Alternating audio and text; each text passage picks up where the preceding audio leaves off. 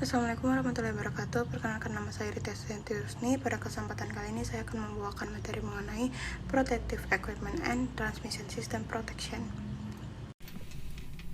Protective Equipment and Transmission System Protection. Materi yang pertama itu ada pengertian dan proteksi transmisi tenaga listrik. Yang kedua alat proteksi. Apa saja yang termasuk dalam alat proteksi transmisi tenaga listrik. Yang ketiga prinsip kerja alat proteksi, yaitu bagaimanakah peralatan transmisi tenaga listrik itu bekerja. Yang keempat penerapan alat proteksi, dimanakah peralatan proteksi transmisi tenaga listrik diterapkan.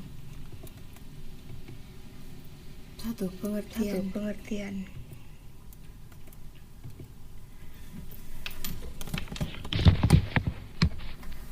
Pengertian proteksi transmisi tenaga listrik adalah proteksi yang dipasang pada peralatan listrik pada suatu transmisi tenaga listrik sehingga proses penyaluran tenaga listrik dari tempat pembangkit tenaga listrik atau power plant hingga saluran distribusi atau substation distribution dapat disalurkan sampai ke konsumen pengguna listrik dengan aman.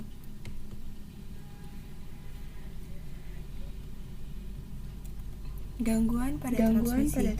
Yang pertama ada hubung singkat yang itu berasal dari dalam pada peralatan. Yang kedua itu sambaran petir yaitu berasal dari luar dan ulah manusia. Peralatan proteksi transmisi. Yang pertama ada relay arus lebih. Relay ini berfungsi untuk mengamankan peralatan akibat adanya gangguan fasa. Yang kedua ada relay hubung tanah, yaitu relay yang berfungsi untuk mengamankan transformator jika terjadi gangguan hubung tanah di dalam dan di luar daerah pengaman transformator. Yang ketiga ada relay diferensial, yaitu mengamankan transformator terhadap gangguan di dalam daerah yang terhubung arus CT. Selanjutnya ada relay jarak, yaitu relay jarak adalah relay yang digunakan sebagai pengaman utama atau main protection pada suatu sistem transmisi.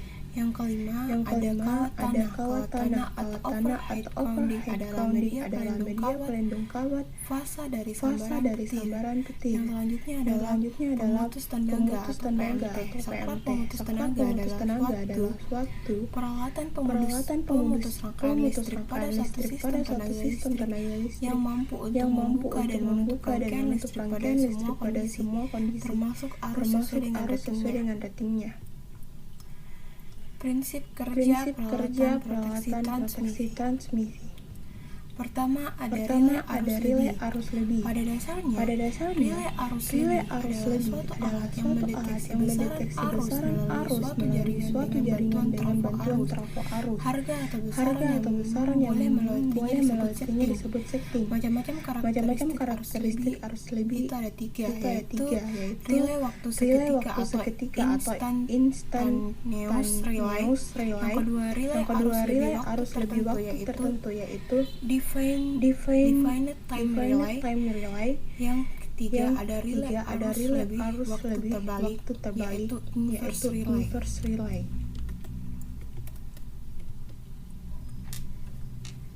Relay waktu seketika atau instantaneous relay. Relay yang bekerja seketika tanpa waktu tunda. Ketika arus yang mengalir melebihi nilai settingnya, maka relay akan bekerja dalam waktu beberapa milidetik, 10 sampai 20 milisecond. Relay ini jarang berdiri sendiri, tapi umumnya dikombinasikan dengan relay arus lebih dengan karakteristik yang lain. Relay arus lebih waktu tertentu atau definite time relay. Ini akan memberikan perintah pada PMT pada saat terjadi gangguan hubung singkat dan besar arusnya gangguan melebihi setting 1 second. Dan jangka waktu relay mulai pick up sampai relay bekerja diperpanjang dengan waktu tertentu tidak tergantung besaran arusnya yang mengerjakan relay.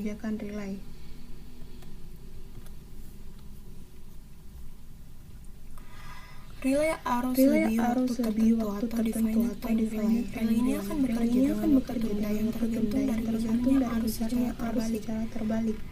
Inverse time. Makin besar arus, makin kecil tundanya. Karakteristik ini bermacam-macam dan setiap publik dapat membuat karakteristik yang berbeda-beda.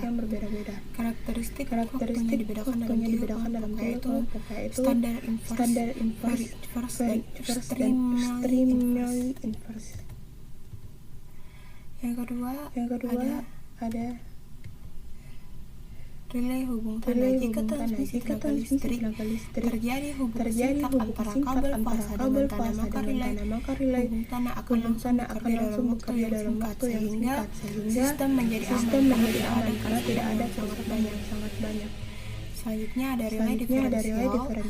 Relay diferensial adalah suatu alat proteksi yang sangat cepat bekerjanya dan sangat efektif berdasarkan keseimbangan atau balance, yaitu perbandingan arus yang mengalir pada kedua sisi trafo daya melalui suatu perantara, yaitu trafo arus di dalam keadaan normal. Arus mengalir melalui peralatan listrik yang diamankan.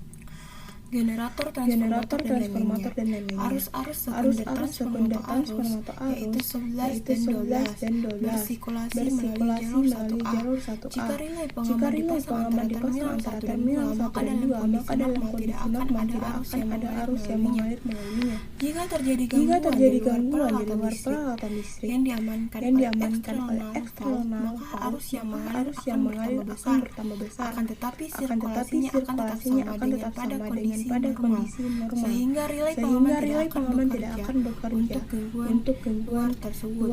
Jika gangguan terjadi di dalam internal valve, maka arus sirkulasi di salah satu sisi akan terbalik, menyebabkan keseimbangan pada kondisi normal terganggu. Akibatnya arus 1D akan mengalir melalui relay pengaman dari terminal 1 menuju ke terminal 2. Selama arus sekunder transformator arus sama besar, maka tidak akan ada arus yang mengalir melalui kumparan kerja atau operating coil relay pengaman, tetapi setiap gangguan antar fasa ke tanah yang mengakibatkan sistem keseimbangan terganggu akan menyebabkan arus mengalir melalui operating coil relay pengaman, maka relay pengaman akan memberikan perintah putus atau tripping kepada sirkuit breaker, sehingga peralatan atau instalasi listrik yang terganggu dapat diisolir dari sistem tenaga listrik.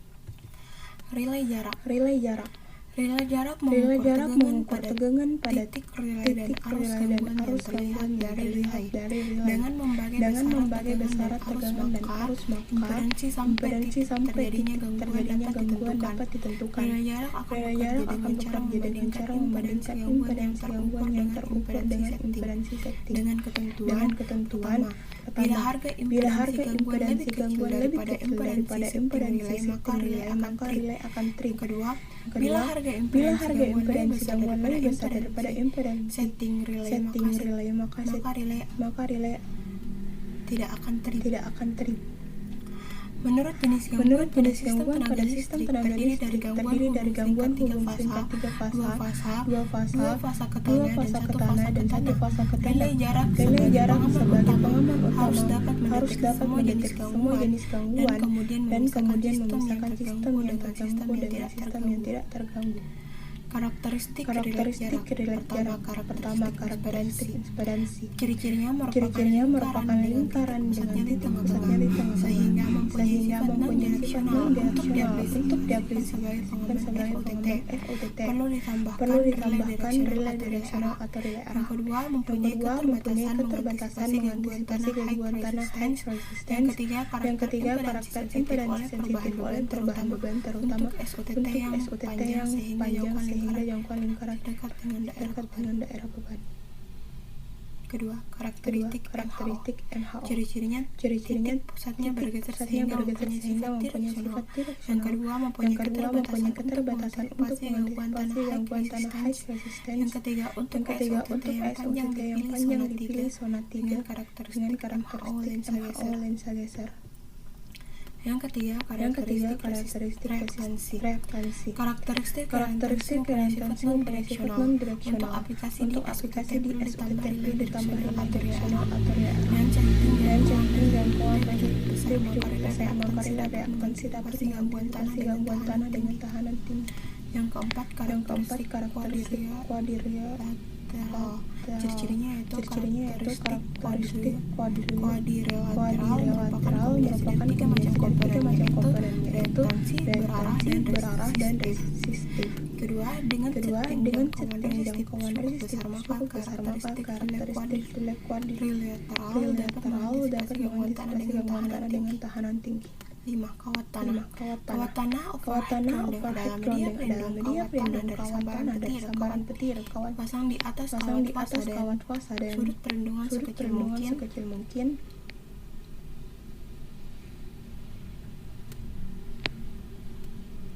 Karena dianggap petir menyambar di atas kawat ini merupakan proteksi transmisi tenaga listrik yang bersifat pasif. Jika terjadi sambaran petir, maka kawan ini akan menyalurkan arus ke tanah sehingga sistem transmisi aman. Dari gangguan kawat yang bagus adalah yang memiliki tahanan kurang dari 4 jika lebih dari 4 maka arus yang mengalir bisa cepat dapat menyebabkan